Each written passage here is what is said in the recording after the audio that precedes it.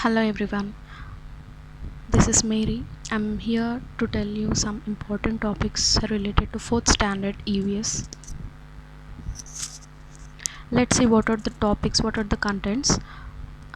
Unit 1 food, Unit 2 materials, 3rd unit is the word of living, 4th unit is moving things, people and ideas, Unit 5 is natural phenomenon, and 6th unit is natural resources. Let's start our first unit. I'm telling only important points related to 4th standard EVS. Now let's start our first unit, food and digestion. And in this unit I'm going to tell you only the important points and the main points related to Tet and Dsc, right? Okay, what are the nutrients in food? So nutrients consist of carbohydrates, fats, proteins, vitamins and minerals. In shortcut, you can frame them as CFPVM. That means carbohydrates, fats, proteins, vitamins and minerals. And also food contains roughage and water also. And but when it comes to carbohydrates and fats, they are energy giving foods. That means they give energy for us, so they are called energy giving foods. Carbohydrates and fats are energy giving foods. And when it comes to proteins, they are body building food. That means they help in our growth, body building food. And when it comes to vitamins and minerals, they are protective food. That means um, they fight against disease causing germs in our body. So vitamins and minerals are protective food. Once again, let's repeat: carbohydrates and fats are energy giving food, proteins are bodybuilding food, and vitamins and minerals are protective food. And even we can see carbohydrates are of two types, sugar and starch. But sugar is mainly present in food items like honey, table sugar, juice, fruits and milk. But starch is mostly found in rice, wheat, maize, etc. Yes, we know that vitamins and minerals are protective food, right? So some of the important information about some vitamins and minerals. Let's see. Vitamin A sources are carrot, spinach, cod liver oil, papaya, and its functions are keeping our eyes and skin healthy. And the deficiency of vitamin A is night blindness. And vitamin B, milk, spinach, meal, and seafood. So we find vitamin B in these sources, and the functions are it keep our muscles and nerves healthy. And the deficiency of vitamin B is beriberi. Vitamin C, where we can find vitamin C, we can find in lemon, tomatoes, green leafy vegetables. And what are the functions of vitamin C is it makes our gums strong, it helps our wounds to heal quickly, and it strengthens our immune system. And the deficiency of vitamin C is scurvy. And comes to vitamin D, the sources are milk, cheese, fish, butter and sunlight. So what is its functions? It makes our bones and teeth strong. And what is the deficiency of vitamin D is rickets. And also important information about some minerals. So calcium, the source is milk, milk products, cabbage, egg, fish, already we know this. And what are the functions it is needed for growth of bones and teeth? And what is the deficiency of calcium is osteoporosis. So and we know already the deficiency of iron is anemia. That means what is the main function of iron is it is used by our body to make blood. So iron is present in grains, leafy vegetables like spinach, meat, egg yolk, fruits like banana and apple. So roughage is nothing but fibers. Food items like oatmeal, fruits, vegetables contain fibers. So fibers are also called as roughage, as they do not have any nutrients and cannot be digested. So however they are required for proper functioning of our digestive system. They help in throwing out waste materials from our body after the food has been digested. Roughage is nothing but it is a fiber. In a day, at least we have to drink 6 to 8 glasses. At least what we have to, how many glasses we have to drink? 6 to 8 glasses in a day. So water is very important for the proper functioning of our body. We can live for several days or even weeks without food. Without food we can live for many days, but without water only few days we can survive. But how many glasses of water we need to take every day is 6 to 8 glasses. And when it comes to balanced diet, what is balanced diet? The food we eat every day is called a diet.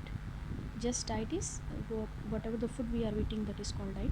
But a balanced diet is that one that includes all the nutrients. That means carbohydrates, fat, proteins, vitamins and minerals, and roughage and water in right proportion. That means some will be taking carbohydrates, fats in plenty, and proteins and vitamins in very less, but balanced diet consists of all the nutrients equally in right proportion. So balanced diet is essential for the healthy growth and development of our body. So when you observe, do you know athletes and sport persons need extra energy while they are practicing. Sick people need special diets to help them recover quickly. They may need more vitamins and minerals to feel well.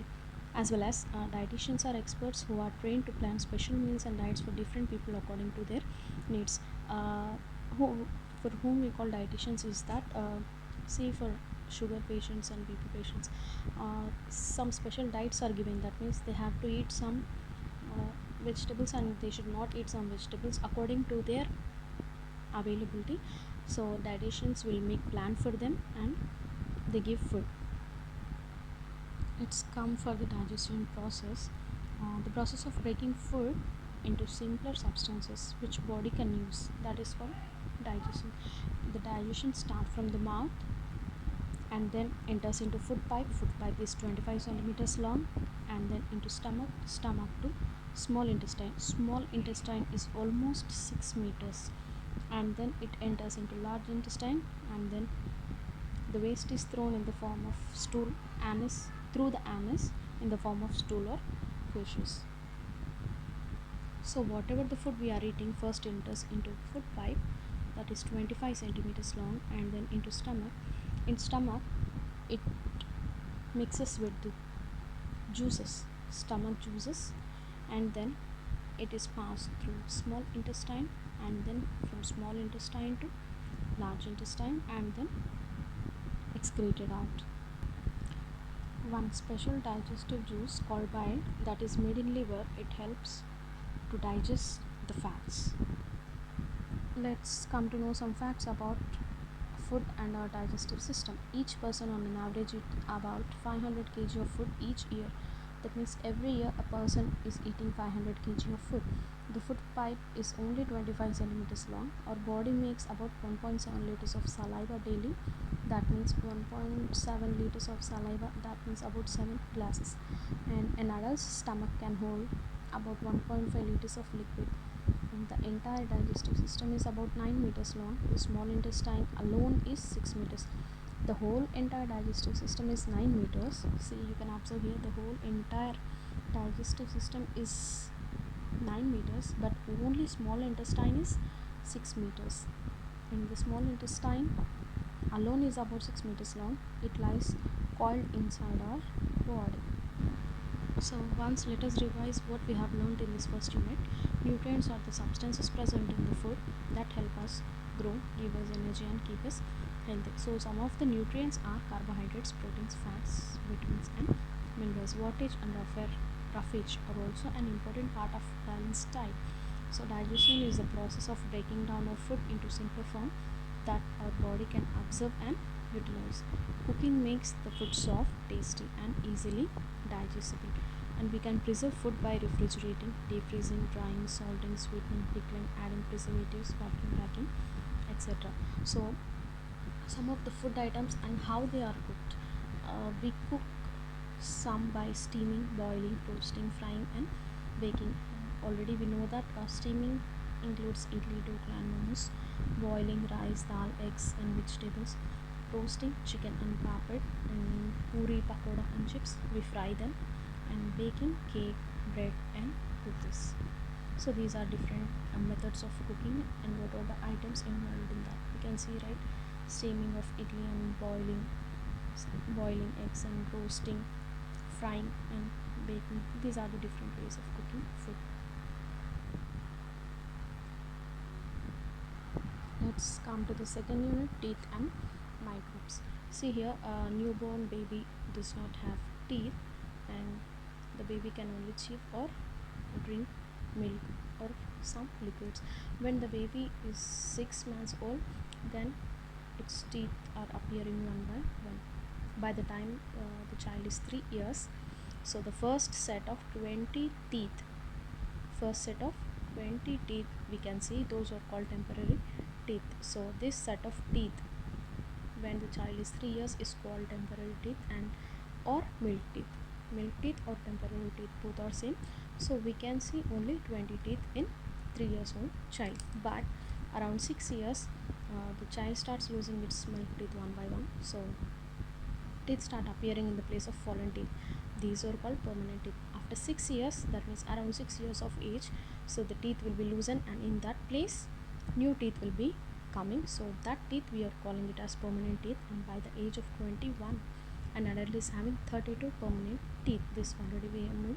And 16 in upper jaw and 16 in lower jaw. So when comes here, the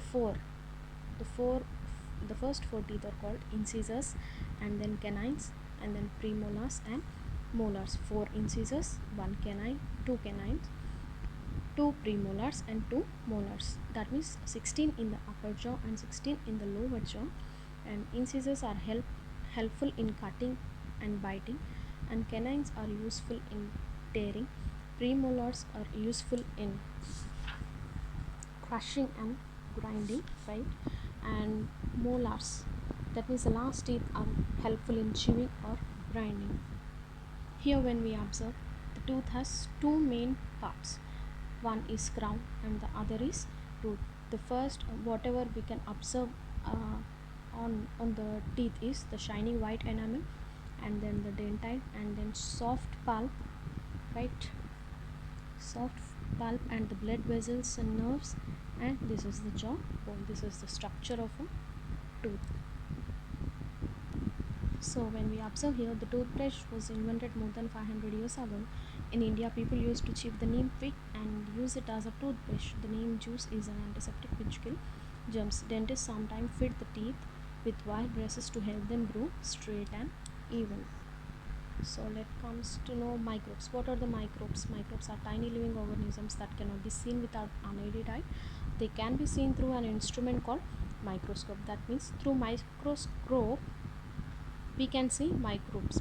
Why? Because they are very tiny, very small, so that we cannot see with our naked eyes. So microbes are found everywhere, that is in air, water, soil, as well as in our food.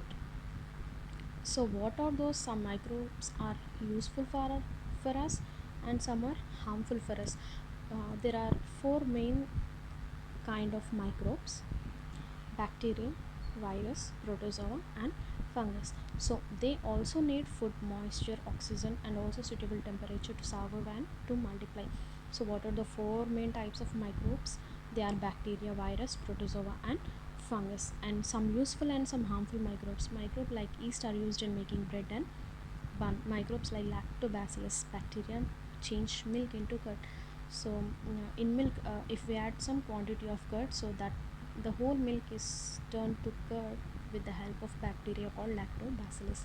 Some microbes help in digestion of food, and some microbes help in decomposition. That means rotting of dead plants and animals. Rotting, that means decomposition.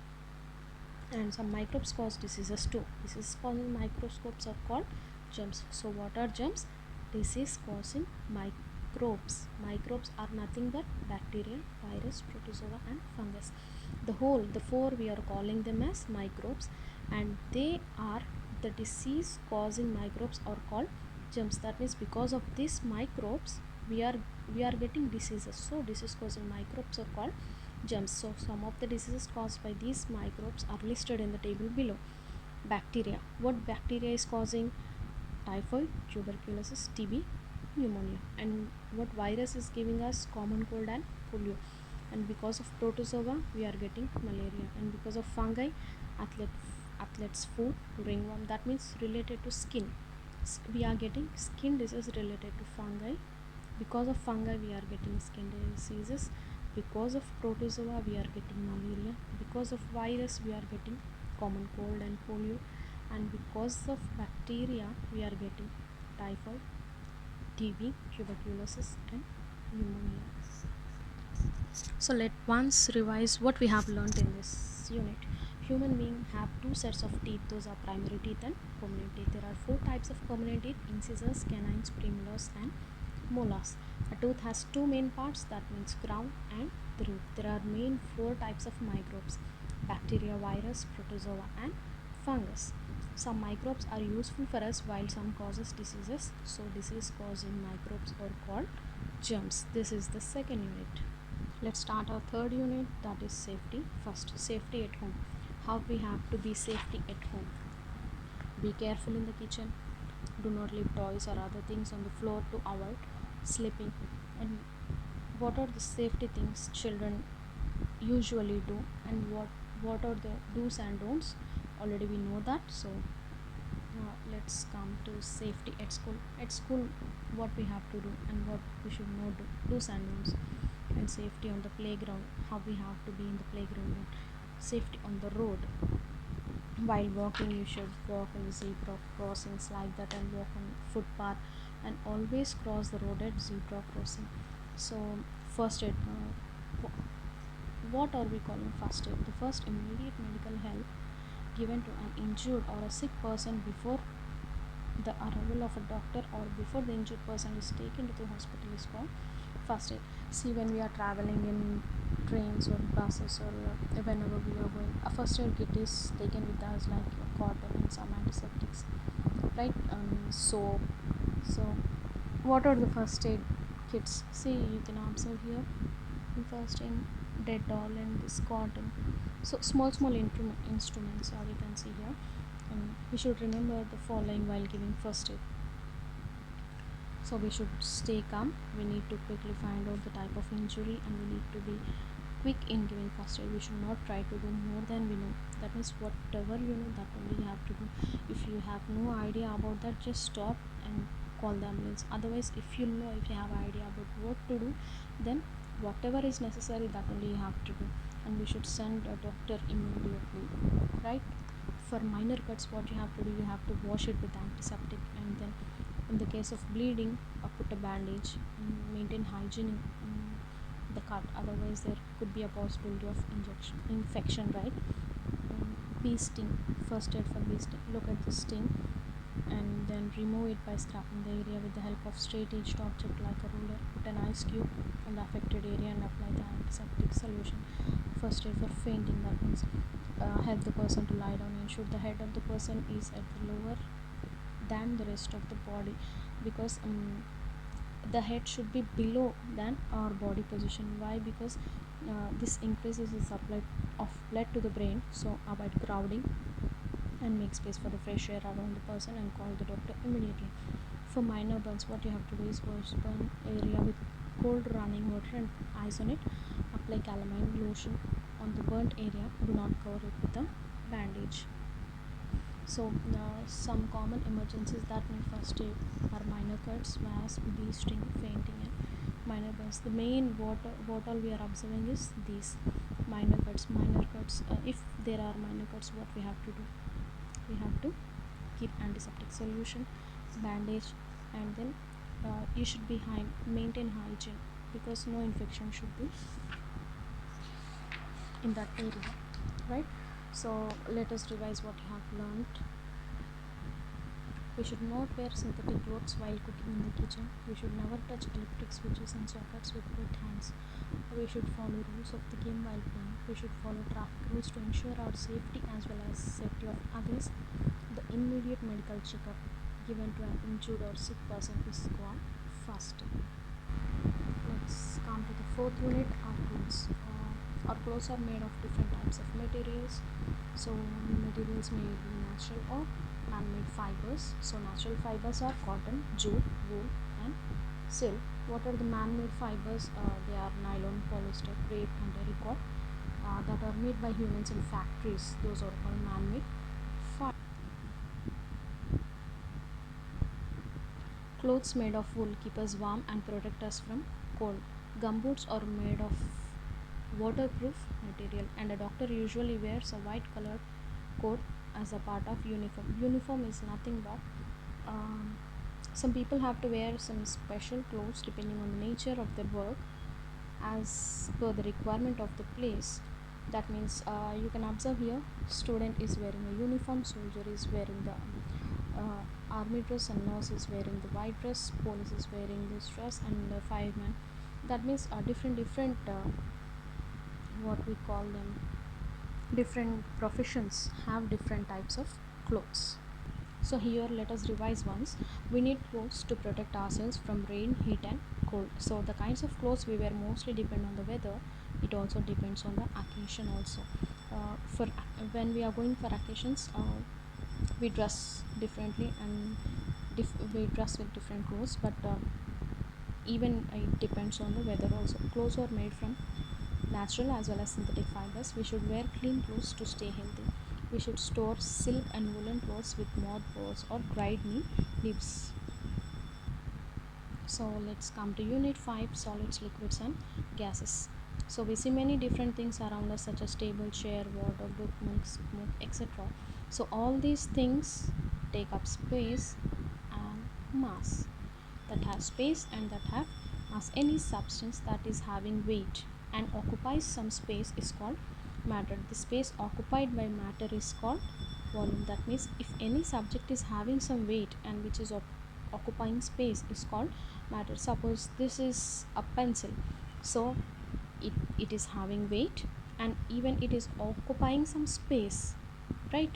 This is the book, it is having weight and it is occupying some space, so this is called matter. This is called matter. But how matter is? It is solid, and this is solid, and this space occupied by the matter, the space occupied by the matter is called volume. See, suppose what is the volume of the pencil means, you can just by observing you can tell this much is the volume of the book. And all things around us are made up of matter. That means it may be table, stone, books, chair, plant or a cupboard. Here we observe the states of matter. We know already solids, liquids or gases. What are solids? So here solids have a fixed shape and definite volume. They can be held, that means we can touch them. This is because the particles in a solid are tightly packed. They are tightly packed, they cannot move around. That means in a solid, particles are tightly packed to each other, like table, books and mobile, etc. And in liquids they are partially, that means particles in a liquids do not have fixed shape. You must have noticed your mother pouring milk. So this is because the particles in liquid are loosely packed. Here in solid, particles are tightly packed. Here they are loosely packed. That means whenever the liquid are poured into different containers, they take the shape of the container, so they don't have different shape but they have definite volume. And when it comes to gases, if we blow, so gases are very loosely packed. Compared to the liquid, gases are very loosely packed. So particles in the gas, steam is in the form of a gas. Gases have neither a fixed shape nor a definite volume. That means they don't have fixed shape and they don't have definite volume. So in gases, the particles are farther apart from each other in comparison to the liquids. So when it comes to solid, the particles are tightly packed. They are tightly packed to each other. When it comes to liquid, they are loosely packed. Here they are tightly, in solids they are tightly packed, in liquids they are loosely packed. And when come to gases, they are farther apart from each other when compared to the liquids. Now, do you know, we often use the term atmosphere in our daily life, right? Atmosphere is actually the layer of the earth that surrounds the earth.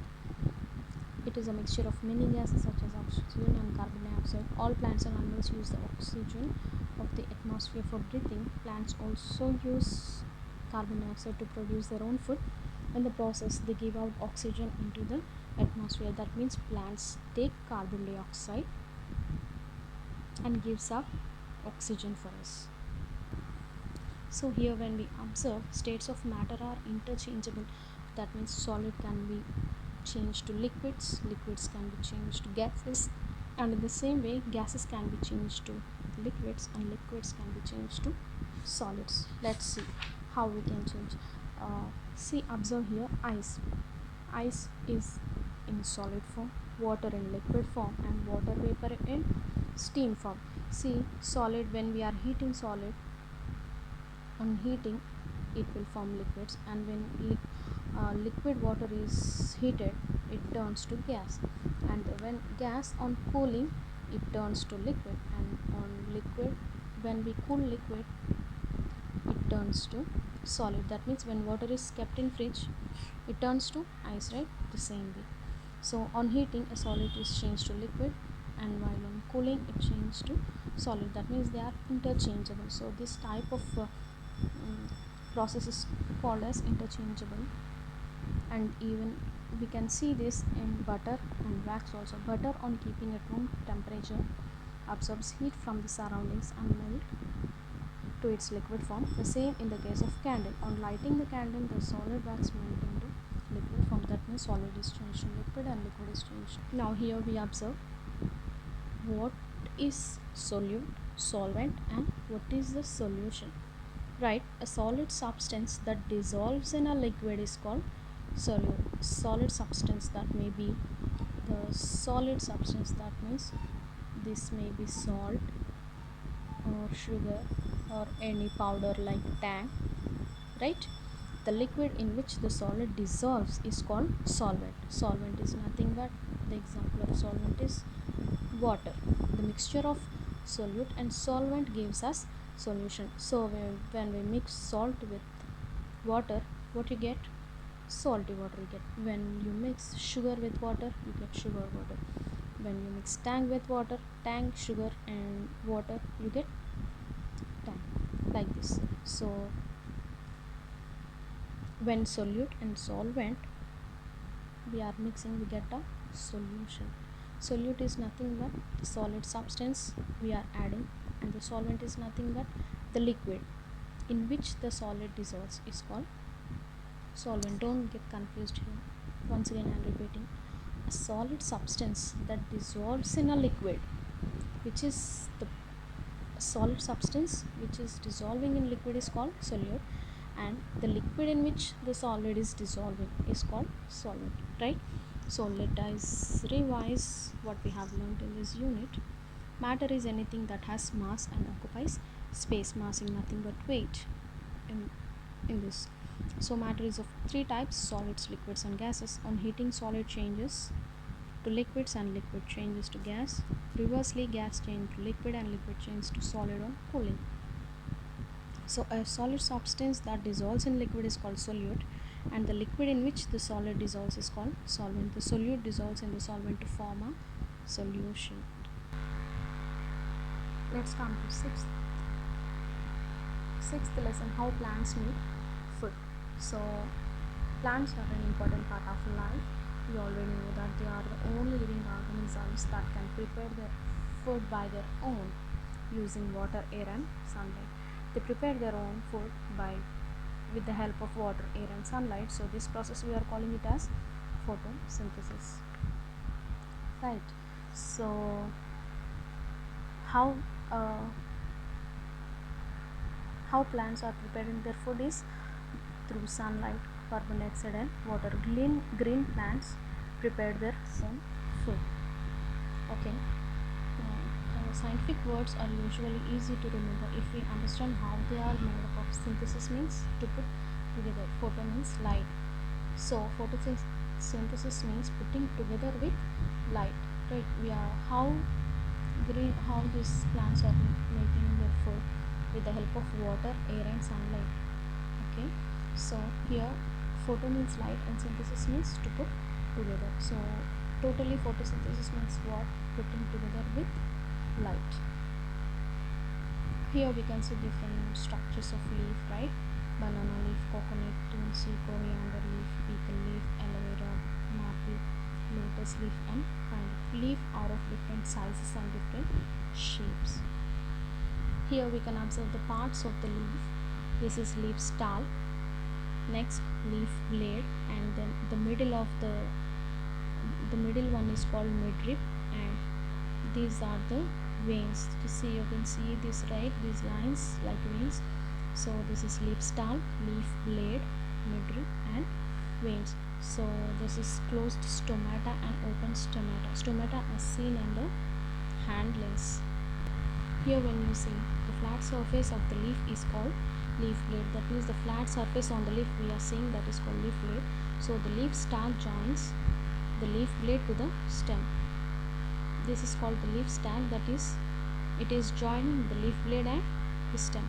On close look at the leaf, we will see mainly thin lines. So the thin lines on the leaf are called veins.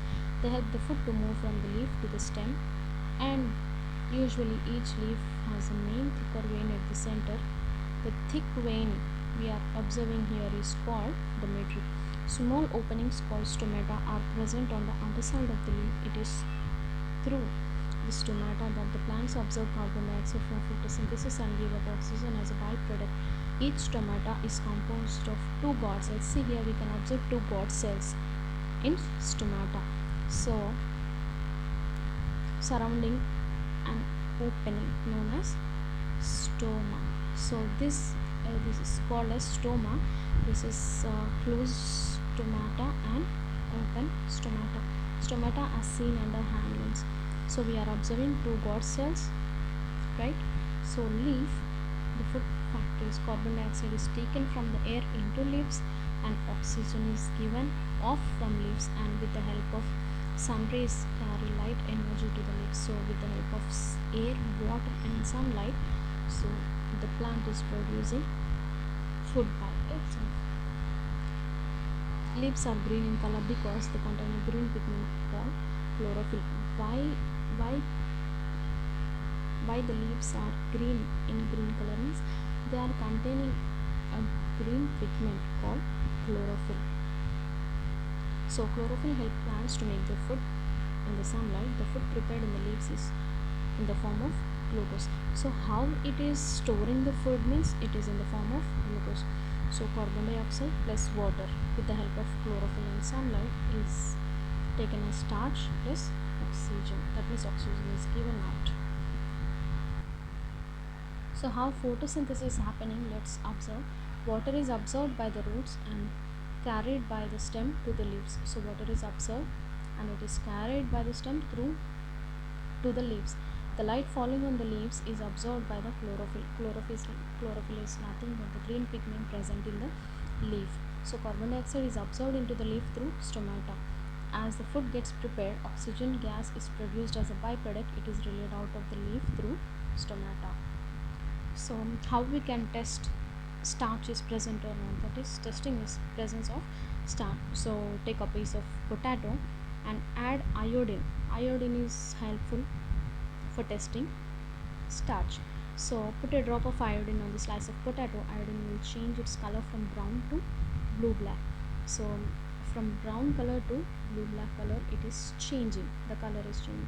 So when the color is changing, so we can say that there is the starch is present in them. Now use the same test for finding for different types of vegetables. Now let's see here.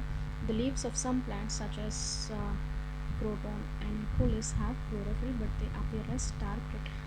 Not all leaves are in different colors, right? Some appear in dark red, yellow and green, right? So this is because of the presence of red substance that hides the green chlorophyll. That means red substance will be more in this croton and coleus related to normal leaves. But since the leaves do have chlorophyll, they still carry on the process of photosynthesis. Even in this croton and coleus, photosynthesis is carried out, but the leaves we observe are in red color. Why? Because red substance is more than green chlorophyll, right? So let's see, a liquid that is used to test the presence of starch is iodine. A word that means putting together with the help of light is photosynthesis. The gas given off by the leaves during photosynthesis is oxygen, which is taking is carbon dioxide, which is leaving oxygen. The part of the cactus plant that performs photosynthesis is green stem. The green colored pigment present in leaves is called chlorophyll. Observe here, cactus plants do not have leaves. They don't have leaves, right? Food is made in their green stem. So cactus make food in green stem. Extinct animals are nothing but they are already disappeared from the earth, like dinosaurs, and endangered animals are nothing but which are going to disappear from earth. So the tiger is India's national animal but is an endangered animal. Why? It may become extinct if not protected in time. These dinosaurs became extinct due to the climatic changes that occurred on the earth million of years ago. Dinosaurs were present millions of years ago, but they are extinct. And tigers are going to become extinct because of some, if we don't protect them, so they are going to become extinct. So even to save the tigers, our government has started Project Tiger. That means killing of wild animals is also banned in our government. Our government has also developed many wild parks and wild sanctuaries that provide natural and safe environment to the animals. And also awareness programs like Vanamahotsava have been started to make all aware about the benefits of trees in our life. So a large number of plants are planted under this program. Planting trees in large numbers is called reforestation. Deforestation is nothing but cutting trees, and reforestation is nothing but planting trees. So let's revise. All green plants prepare their own food with the help of chlorophyll present in their leaves. Leaves are known as the food factories of plants. The process of preparing of food, that is glucose by the green leaves with the help of water, carbon dioxide, and chlorophyll and sunlight, is called photosynthesis. Leaves have tiny pores called stomata, and on their underside, through which they absorb carbon dioxide from the air and give out oxygen into the air during photosynthesis. So through they take carbon dioxide and give out oxygen. The food prepared by the leaves is stored in the form of starch in different parts of the plant, such as fruits, roots, seeds, or leaves. All animals depend on plants for the food. The flat surface of the leaf is called leaf blade. A thicker vein present in the center is called medulla. We can test the presence of starch in a given food item by using iodine. Energy flows from sun to plants and then animals and then human beings. Large scale cutting of trees is called deforestation, and planting trees in large numbers is called reforestation. Seventh lesson, adaptation in plants. That means habitat is nothing but the place where a plant or any organism is found naturally. That means lions are found in them. That means the habitat of lion is then like this. So whatever where we are living means in houses. That means our habitat is in house, like that. So plants develop special features to survive in different conditions. This is called adaptation. Adaptation is nothing but they are developing some special features to survive in different conditions. Let us know about terrestrial plants. Terrestrial plants are nothing but they grow on land. So whatever the plants growing on land are called terrestrial plants. So in plants in plains, that means plants that are in plains, ashoka trees, neem trees, and gulmohar trees. We can observe these different types of trees. They are growing in terrestrial, that means they are growing on land, and plants on mountains, and even they are known as coniferous plants or simply conifers. Whatever the plants growing on mountains are called coniferous trees or conifers. They are pine, cedar, and fir. Plants in deserts. What are the plants in deserts? Babool, kikar, and date palm. Plants in areas with heavy rainfall. They are evergreen trees because every time there will be rainfall and every time there will be water, so no drying up or no nothing. So they are called evergreen trees. Right. Plants in swampy or marshy areas. So these are mangrove plants. Trees called mangrove grows here. Roots of these plants grow out of the soil. This is because they do not get air for breathing in the clayey soil. Such roots are called aerial roots or breathing roots. So we observe in mangrove plants. Aquatic plants. What are aquatic plants? Plants grow in water. Aqua means water, right? So plants that grow in water are called aquatic plants, and aquatic plants are of three types: free floating, fixed plants, and underwater plants. So free floating plants example are water lettuce and water hyacinth, and fixed plants are nothing but lotus and water lily. So these all float on water, right? Underwater or submerged, that is hydrilla and tame grass. We see these under of the water, that means inside the water also they can grow. Some unusual plants, that means insectivorous plants. Insectivorous plants are nothing but It will be interesting to know that there exists a few plants in the plant kingdom that eat insects. So whatever the plants eating insects are called insectivorous plants. The examples of insectivorous plants are pitcher plant and Venus flytrap. Venus flytrap already we know, right? So whenever an ant comes near it, the two, see here you can observe the two leaf-like structures, right? So that closes and that takes as a food. And even this pitcher plant, when an ant comes here, so that will closes and that ant is taken as food for it. Non-green plants comes under moulds and mushrooms. They are observed in different colors, but even they perform photosynthesis because they don't have chlorophyll. So they grow on other plants or on dead animals or on stale food. They get their food from whatever they grow on. Moulds that grow on stale bread, mushroom, Indian pie, and coral roots are some examples of non-green. Mushrooms are made up of around 90% of water. So let's revise once. Plants that grow on land are called terrestrial plants. Terrestrial plants grow almost everywhere, such as plains, deserts, mountains, and marsh areas.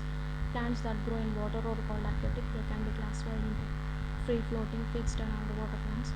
Some plants cannot make their own food. They eat insects or grow on other dead animals and derive their food from there. Plants provide us many useful things like foods, oils, spices, fibers, and wood, etc. Next lesson, reproduction in animals. The process by which living things produce their young ones is called reproduction. Reproduction is nothing but giving birth to their child. So they may give birth to the child directly, or they may lay eggs, and all living things reproduce their own kind. So animals that give birth to their young ones are called mammals. That means humans also produce giving direct birth to their young ones. So this type of mammals. So dolphin and its calf, tiger and its cub, dog and its litter of puppies. Mammals give direct birth to their babies and feed them within. So one more thing. Duck-billed platypus and spiny anteaters are mammals. So these are mammals, but they are exceptions, as in they do not give birth to their young ones. They lay eggs from which their young ones hatch out. For whom we are calling mammals if they are directly giving birth to their small, so they are called as mammals. But here duck-billed platypus and spiny anteater, they are laying eggs and they are giving birth to the baby ones, but still we are calling these two species as mammals, duck-billed platypus and spiny anteater. Animals mostly lay eggs and give birth to their babies. So the internal structure of an egg, the white color is called albumen, and then yolk, and then the outer part is called as shell. The white jelly part is called as albumen, and the yellow part inside is called yolk. Let's see here. Hen is laying egg, and then it is turned to chicken, and then chicken is growing up. And the life cycle of hen you can see here.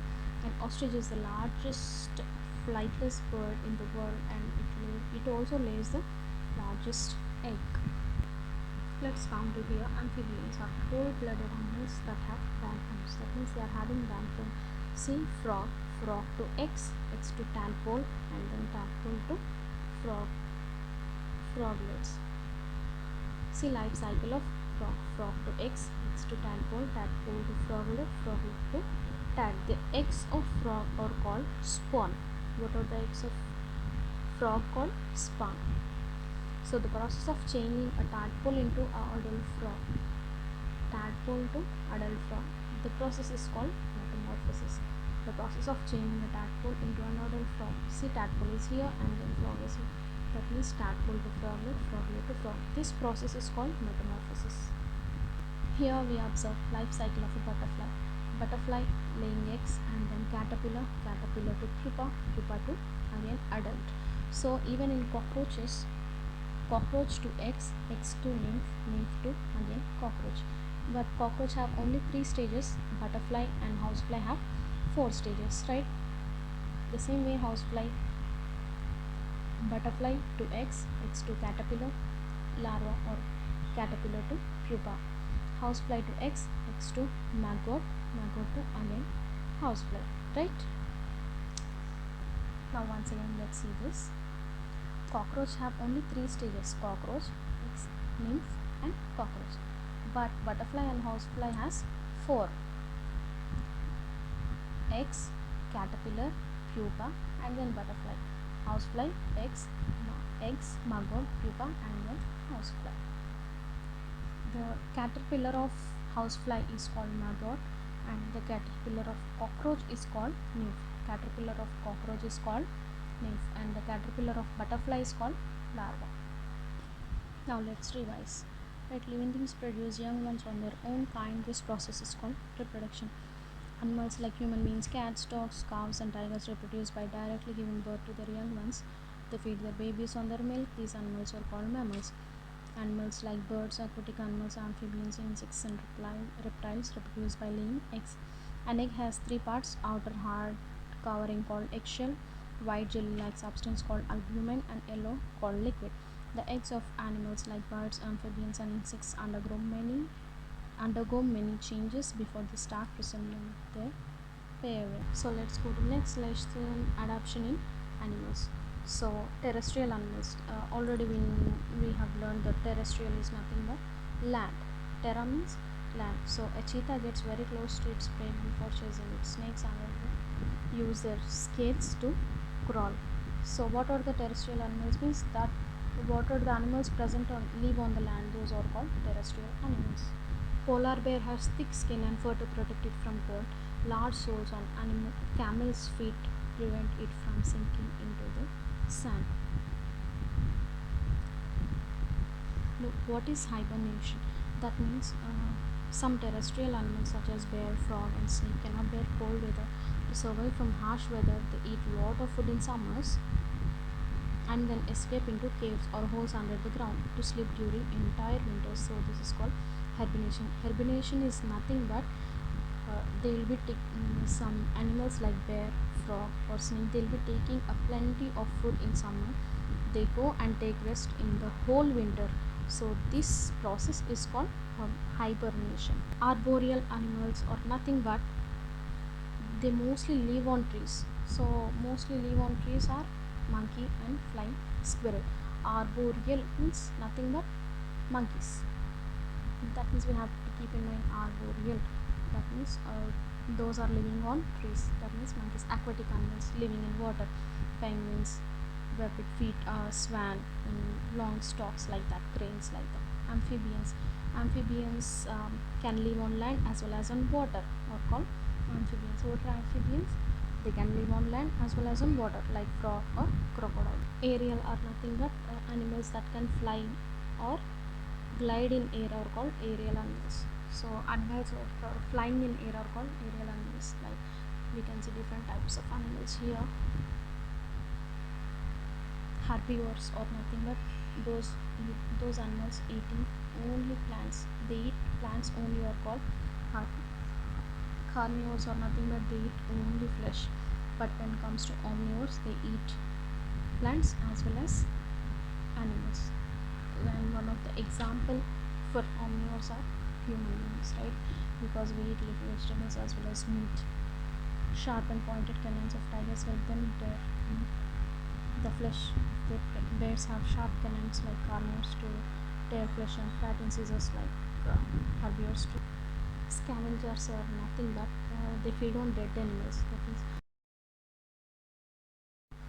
scavengers are nothing but they feed on dead animals. So they are jackal and hyena. Vultures, jackals and hyena are some of the scavengers. Parasites are nothing but mosquito, leech and hookworm. They feed on living organisms to live. The body covering of some animals match with their surroundings to some surroundings so much that it makes it difficult to spot the animals. This is called camouflage.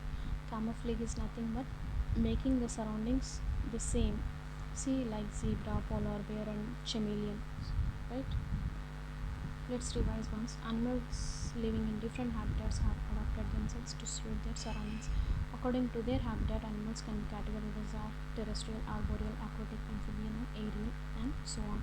Terrestrial or nothing but living in land, arboreal or nothing but living on trees, aquatic in water, amphibians in water as well as land, aerial that means in air, right? Animals according to their food habits, animals can be grouped as herbivores, carnivores, omnivores, scavengers, and parasites.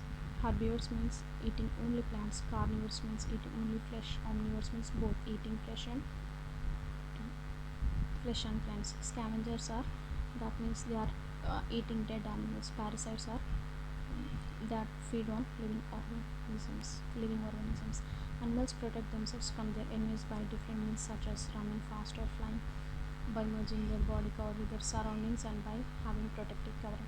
Some animals are big enough to be eaten by other animals. And what are the animals that are matching with their surroundings? That process we are calling it as camouflage.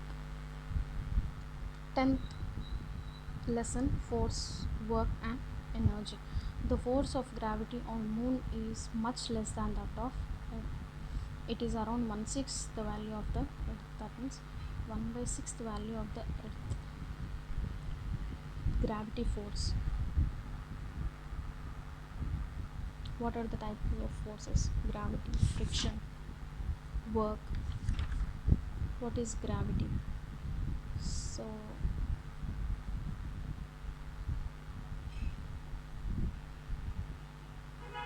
gravity is nothing but it pulls a ball thrown upwards down. Because of gravitational force, the ball is coming down.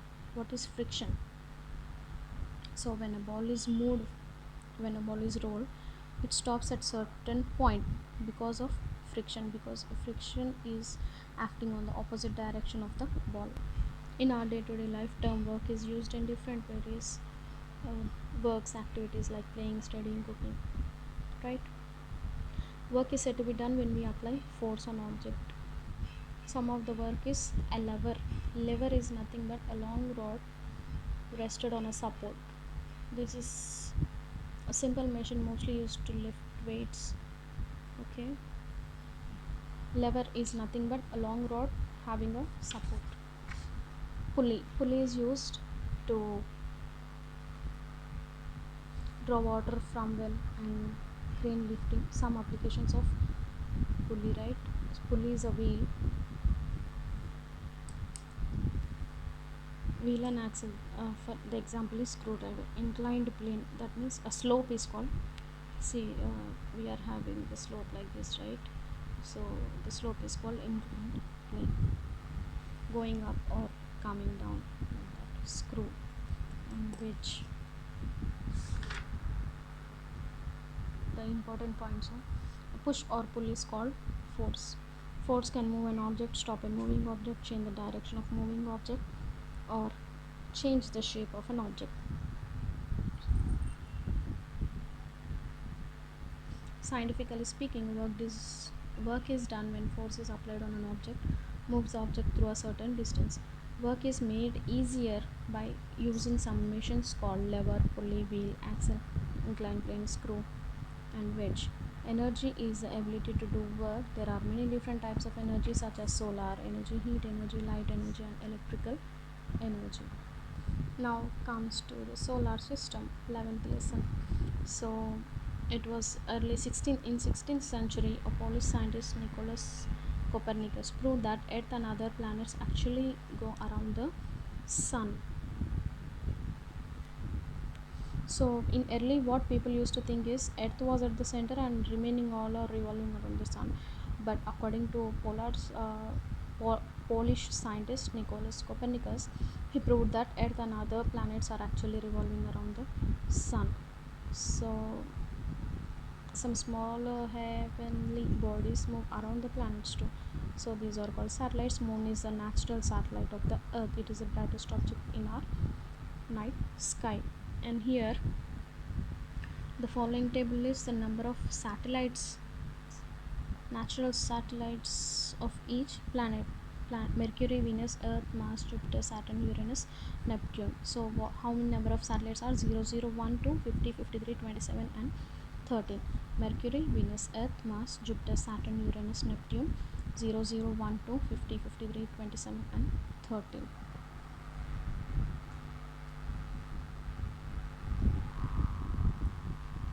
Here you can observe the solar system.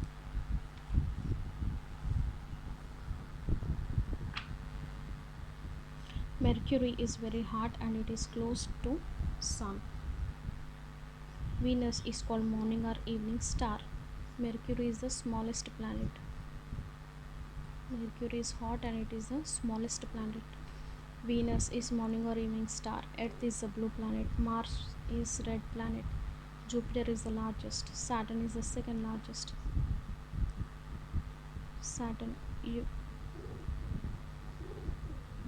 Jupiter, Saturn, Uranus, Neptune are farther away from the Sun. It is extremely cold in these parts. Telescope is used to see the far objects. Here when you observe, the planet Neptune takes around 165 Earth years to complete one revolution around the Sun. So the Neptune is there, right? 165 Earth years it is taking to complete one revolution.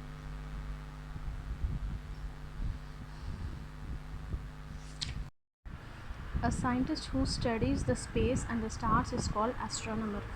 Okay, and modern astronomers use giant telescopes which are kept in special buildings called observatories. That means the special buildings are there, so that those names are observatories. There they use giant telescopes. Telescopes make distant stars seem nearer so that their surfaces can be seen more clearly. Another way of studying stars is to take their photographs. Recently, the new Hubble telescope has been sent into outer space.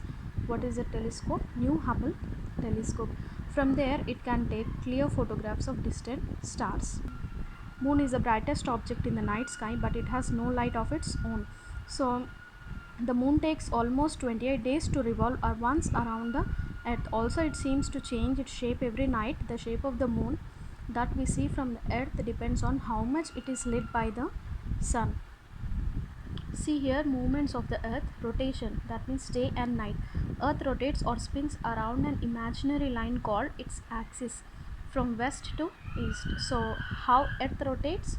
Not from east to west. Earth rotates from west to east. Here some will get confused. And earth rotates from west to east. Earth takes 24 hours to complete one rotation. Rotation means turning around itself. Revolution means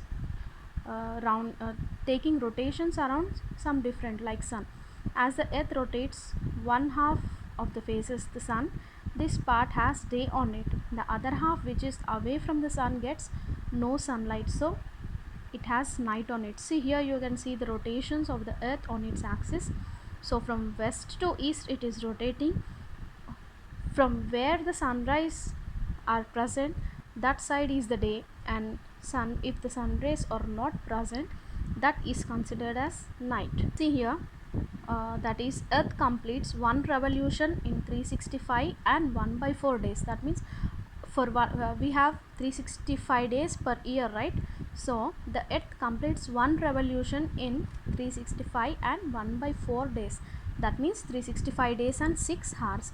So the quarter days are added up every year to give us an extra day every 4th year. That means for every 4 years an extra day is given, and for that, hence every 4th year has 366 days. That we are telling it as leap year. That means leap year comes for every 4 years.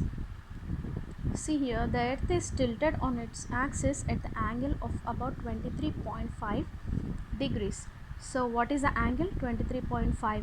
See, while revolving around the sun, suppose the northern hemisphere of the earth is tilted towards the sun, while the southern hemisphere is tilted away from it.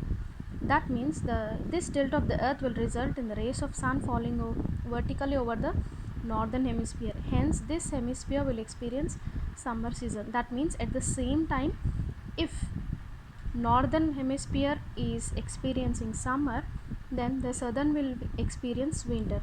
The same way, if southern is experiencing summer, then northern will experience winter, vice versa. After 6 months, the situation reverses. Now, the northern hemisphere has winter season and the southern hemisphere has summer season. In between the summer and winter seasons, Earth also experiences autumn and spring seasons, which are neither too hot nor too cold. So, if the rays are falling on northern hemisphere, then northern hemisphere is heated and so it's summer, then automatically southern will be winter. When comes to southern hemisphere is experiencing summer, then northern hemisphere will be experiencing winter. See, the spinning of Earth on its axis is nothing but rotation. The layer of air around Earth is atmosphere. A heavenly body which moves around a planet is Sun. A planet of our solar system with rings are Saturn. The movement of planets around the Sun is orbit. Once observe here, Jupiter is the largest of all the planets. It can be seen throughout the night, right?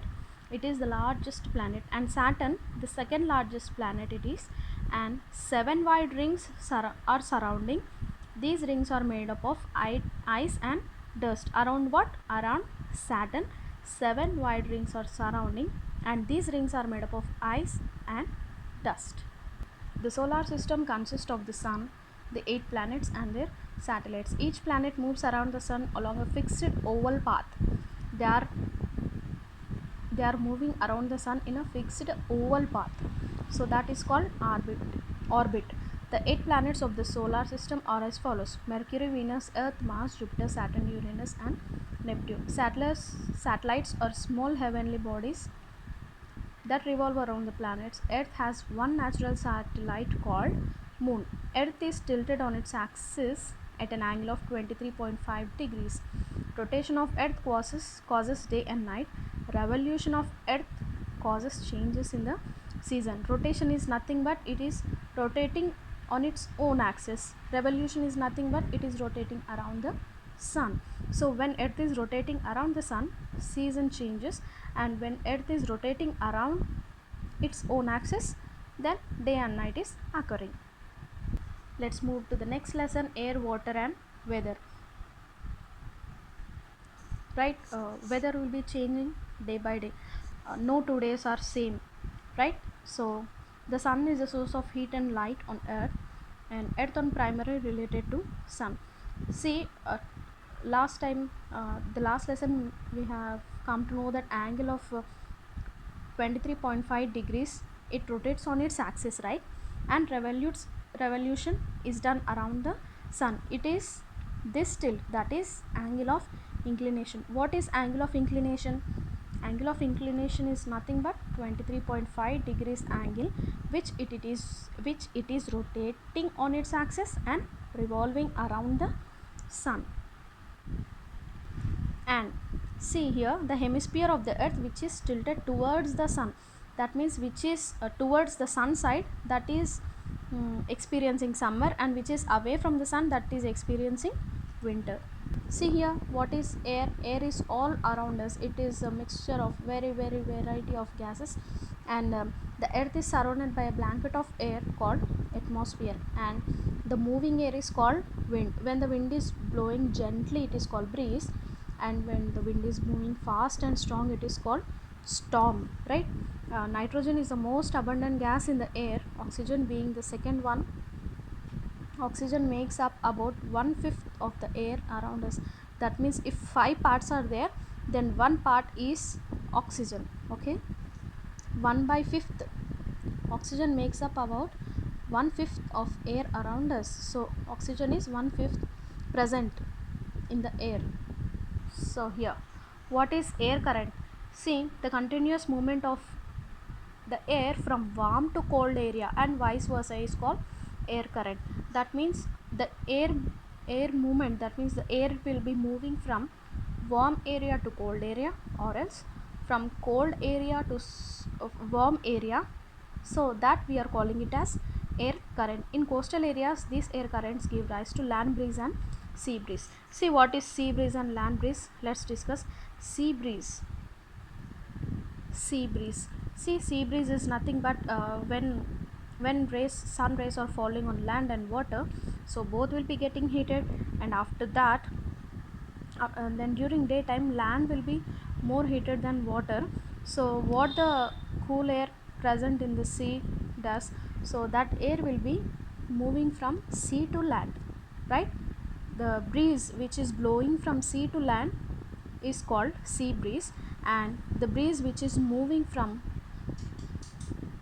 land to sea, right? Here sea breeze means sea to land, land breeze means land to sea. So this is called sea. During night land cools faster than the water in the sea. As a result, air above the sea is warmer than the air above the land. Now the warm air from the sea begins to rise up, and the air over the land moves towards the sea to fill the vacated space. So thus a breeze blows from the land towards the sea. That means from land to sea it is moving. If the air is moving from land to sea, that is called land breeze. If the warm air is moving from sea to land, that is sea breeze. Sea to land is sea breeze, land to sea is land breeze. Here we see the purification of the water. The insoluble impurities like sand and mud can be removed by the process called sedimentation. Sedimentation is nothing but taking water and keep it aside undisturbed for some time. Then muddy water will come down and the clean water will be up. So cleaning the clean water that can be poured out gently without disturbing the glass, that is called decantation, right? The glass is undisturbed, that process is called sedimentation. And pouring water from one glass to the other glass, that is called decantation. And what is filtration? Filtration is nothing but pouring the water through a filter paper or a thin cloth, that is called filtration. This method of purifying water is called filtration. The sand and mud will be left over in that filter or in that thin cloth. See, nowadays most people use machines to purify the drinking water. In many of these machines, the water is first filtered, the ultraviolet rays are passed through it to kill the germs. If you buy a bottle of mineral water, you must take the empty bottle home and or destroy it. This will ensure that it cannot be refilled with impure water and sold again, right? The chemical added to water to kill the germs is chlorine, right? The process of purifying water using a filter paper is filtration. The proper process in which impurities in water settle down at the bottom of the container is sedimentation. See, already I have told you, see, the impurities are settled down at the bottom of the container. So this process is called sedimentation. And then what is decantation? That means pouring out of the neat water, pouring out the clear water into other container. So that is called decantation. The clear water can be poured out gently, tilting the glass. That means without disturbing the glass, clear water is collected in the other glass or other tube, right? And what is filtration? Filtration is nothing but taking a thin cloth or filter, and then the impurities will not pass through that. That is called filtration. In this lesson, what we have learned: see, sun causes changes in the weather. Sun is also responsible for the blowing of winds and bringing rain to earth. So moving air is called wind. Gentle wind is called breeze, while strong and fast wind is called storm. Warm air is lighter and rises up. Cool air takes its place. These air currents cause sea breeze and land breeze. Sea breeze means moving from sea to land, and land breeze means moving from land to sea, right? In evaporation, liquid water changes into water vapor when heated, while in condensation, water vapor changes into liquid water when cooled. That means if water is heated, water is changed to water vapor. So that method is called condensation. That method is called evaporation. And what is condensation? Water vapor is changed into liquid form, that is called condensation. Evaporation means water changed to water vapor. Condensation means water vapor changing to liquid water. Okay. Water can be purified by the process of sedimentation and decantation and filtration. Boiling and chlorination kill the germs present in the water, if any. So here we came to the 13th lesson, keeping our earth clean. How we can keep our earth clean? What all the process we need to do? What is the waste? Unwanted thing that we throw away is called the waste. So where we are throwing the waste, does the waste is biodegradable or non-biodegradable? See, let's see. uh, Unwanted electronic items like broken telephones, cell phones and computers are called electronic waste or e-waste, right? Biodegradable and non-biodegradable. What is the difference between both? Let's see. They are obtained from living things and decompose quickly due to the action of microorganisms on them. For example, dry leaves, fruit peels, food waste, bits of paper, twigs, grass, and so on. That means they can decompose easily. So those we are calling it as biodegradable. And comes to non-biodegradable. Biodegradable or obtained from living things, and biodegradable, non-biodegradable or obtained from non-living things and never decompose or take many years to decompose, like plastic, metal and glass, etc. See, biodegradable or not harmful for nature, but non-biodegradable are harmful for nature. Do you know plastic takes more than 1 million years to decompose, and while decomposing it releases a poisonous gas. So even our government is taking measures that not to use plastic bags, but still we are using. But let's try to reduce the usage of plastic. Let's see here. Human beings disturb the balance in nature with their activities like cutting off trees, overuse of natural resources, polluting water bodies, etc. Wastes are unwanted things that are generated due to various activities of ours. They are of two types, that is biodegradable and non-biodegradable. Non-biodegradable waste is harmful for us and our environment. Municipal corporation help in the proper disposal of waste in cities. We must remember the 3 R's. 3 R's is nothing but reduce, reuse and recycle to manage waste. So maximum we have completed the fourth class science. So actually for making this video in English medium is, I have gone through many videos in YouTube, but I did not find any proper explanation, or I did not find all the explanation in English for English medium students. Even for me it was very difficult. So on behalf of that, I got an idea, so that why I should not make a video and place it. So for that purpose I'm making this and uh, placing it for English medium, mostly for English medium students, so that they should not get disturbed, because before it was in Telugu medium, however it was over, but now this generation everything is in English. So I expected to do this in English medium. So maybe I think you have liked my video, right? So if you are okay, if you're comfortable and if you like my video, please like, share and subscribe. Thank you.